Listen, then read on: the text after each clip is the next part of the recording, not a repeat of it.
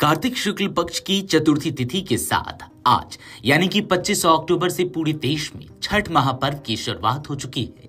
बिहार, झारखंड, पूर्वी उत्तर प्रदेश, उड़ीसा और नेपाल के तराई क्षेत्रों में यह पर्व श्रद्धा, आस्था और शुद्धता का प्रतीक माना जाता है। गंगा घाटों से लेकर गांव की छोटी नदियों और तालाबों तक आज सुबह से ही भक्तों की भीड़ उमड़ पड़ी।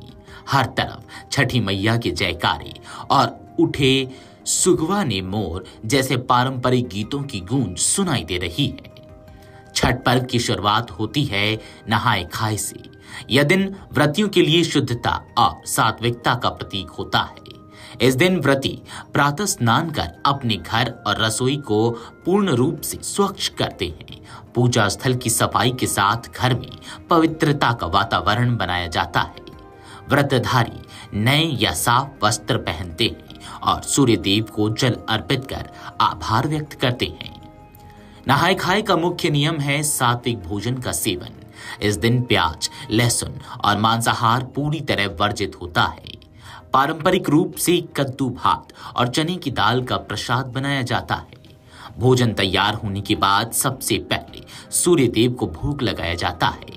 फिर व्रती भोजन ग्रहण करते हैं और उसके बाद ही परिवार के बाकी सदस्य भोजन करते हैं। पूरे परिवार द्वारा सात्विक आहार लेने की परंपरा के पीछे भावनात्मक उद्देश्य यह है कि घर में शुद्धता, भक्ति और सकारात्मक ऊर्जा बनी रहे। यही कारण है कि छठ व्रत को भारत का सबसे अनुशासित और शुद्ध पर्व कहा जाता है, जिसमें किसी तरह की ढील या अपवित्रता की गुंजाइश नहीं होती। छठ पूजा की शुरुआत नहाय खाए से होती है, जो न केवल एक धार्मिक अनुष्ठान है बल्कि आध्यात्मिक शुद्धि का प्रतीक भी है। इस दिन स्नान के साथ व्रती अपने भीतर की नकारात्मकता और द्वेष भाव को दूर करने का संकल्प लेते हैं। सात्विक भोजन शरीर को ऊर्जा देता है और मन को संयमित रखता है, जिससे व्रती अगले 3 दिनों के कठिन उपवास के लिए तैयार होते हैं। छठ पूजा को सूर्य उपासना और प्रकृति आराधना का पर्व कहा जाता है। सूर्य देव को जल अर्पित करना जीवनदायिनी शक्ति के प्रति कृतज्ञता का प्रतीक है। कहा जाता है कि नहाय खाए का पालन सही विधि से करने पर छठी मैया की कृपा सदैव बनी रहती है और परिवार में सुख शांति आती है। इस वर्ष छठ महापर्व 25 अक्टूबर से 28 अक्टूबर 2025 तक चलेगा। पहला दिन, जो कि 25 अक्टूबर शनिवार को है, उस दिन नहाय खाए होगा। दूसरा दिन खरना पूजा यानी कि 26 अक्टूबर को। तीसरा दिन यानी कि 27 अक्टूबर को संध्या अर्घ। चौथा दिन यानी कि अंतिम दिन 28 अक्टूबर को उषा अर्घ।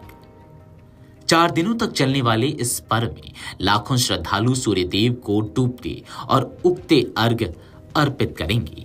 घाटों पर महिलाओं की पारंपरिक साड़ियां, सूप दौरे से सजाए फल फूल और लोकगीतों की धुनें एक बार फिर आस्था के इस महान उत्सव को जीवंत बना रही है।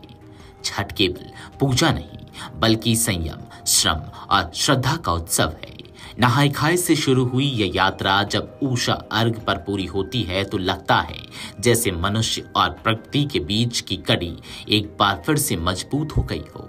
इस बार भी सूर्य उपासना का यह पर्व नदियों के किनारे भक्ति, प्रेम और शुद्धता की नई मिसाल रच रहा है। वीडियो डेस्क अमरुजाला.com। अगर आप ये वीडियो YouTube पर देख रहे हैं तो हमारे चैनल को सब्सक्राइब कर बेल आइकन दबाएं और Facebook पर देख रहे हैं तो हमारे पेज को लाइक करें।